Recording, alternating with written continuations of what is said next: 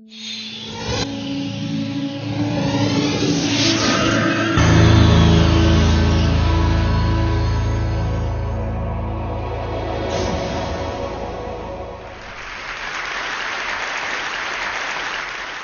imagine a big explosion as you climb through 3,000 feet.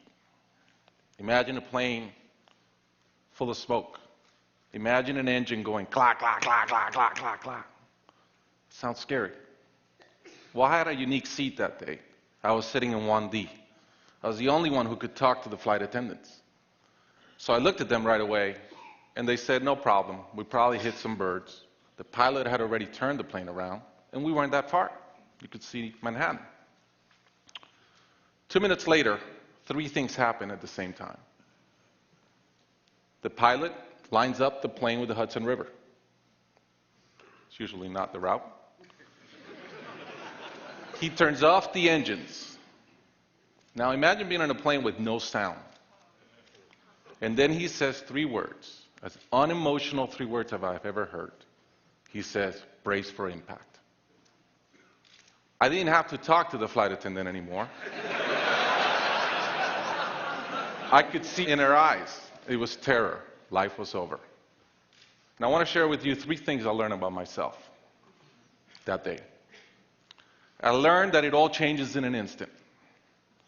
We have this bucket list, we have these things we want to do in life, and I thought about all the people I wanted to reach out that I didn't, all the fences I wanted to mend, all the experiences I wanted to have and I never did. As I thought about that, later on I came up with a saying, which is, I collect bad wines. Because if the wine is ready and the person is there, I'm opening it. I no longer want to postpone anything in life. And that urgency, that purpose, has really changed my life. The second thing I learned that day, and this is as we clear the George Washington Bridge, which was by not a lot, I thought about, wow, I really feel one real regret. I've lived a good life. In my own humanity and mistakes, I've tried to get better at everything I've tried. But in my humanity, I also allow my ego to get in. And I regretted the time I wasted in things that did not matter with people that matter. And I thought about my relationship with my wife, with my friends, with people. And after, as I reflected on that, I decided to eliminate negative energy from my life. It's not perfect. It's a lot better. I've not had a fight with my wife in 2 years. It feels great. I'm no longer trying to be right. I choose to be happy. The third thing I learned, and this is as your mental clock starts going 15, 14, 13, you can see the water coming. I'm saying, please blow up. Right? I don't want this thing to break in 20 pieces like you've seen in those documentaries.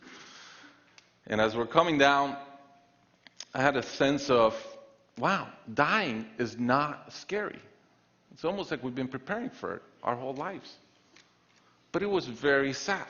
I didn't want to go. I love my life.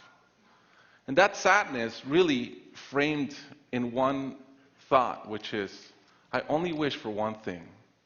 I only wish I could see my kids grow up. About a month later, I was in a performance by my daughter, first grader, not much artistic talent, yet. And I'm bawling, I'm crying like a little kid. And it made all the sense in the world to me. I realized at that point, by connecting those 2 dots, that the only thing that matters in my life is being a great dad. Above all, the only goal I have in life is to be a good dad. I was given the gift of a miracle of not dying that day. I was given another gift, which was to be able to see into the future and come back and live differently. I challenge you guys that are flying today. Imagine the same thing happens on your plane, and please don't. But imagine, and how would you change? What would you get done that you're waiting to get done because you think you'll be here forever? How would you change your relationships and the negative energy in them? And more than anything, are you being the best parent you can? Thank you.